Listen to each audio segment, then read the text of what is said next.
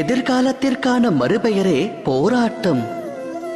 இன்று மனதில் தோன்றும் ஆசை நிறைவேறவில்லை என்றால் இதயம் அது எப்போது கிடைக்கும் என்று போராடும்.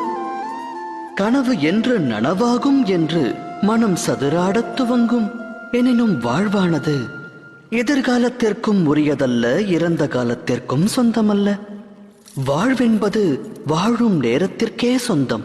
அதாவது நிகழ்காலத்தின் அனுபவம்தான் வாழ்வின் அனுபவம். மனித இனம் இதை அறிந்திருந்தும் சத்தியத்தை ஏற்க மனம் மறுக்கிறது. ஒன்று முடிந்தவை பற்றி எண்ணி மனிதன் மனம் நோகிறான், இல்லை இனி நடக்கவிருக்கும் எதிர்காலம் குறித்தெண்ணி மனம் வேகிறான்.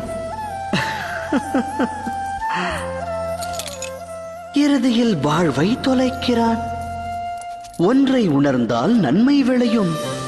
நடக்கவிருப்பதை கணிக்க இயலாது, நடக்கப் போவதை உருவாக்கவும் முடியாது.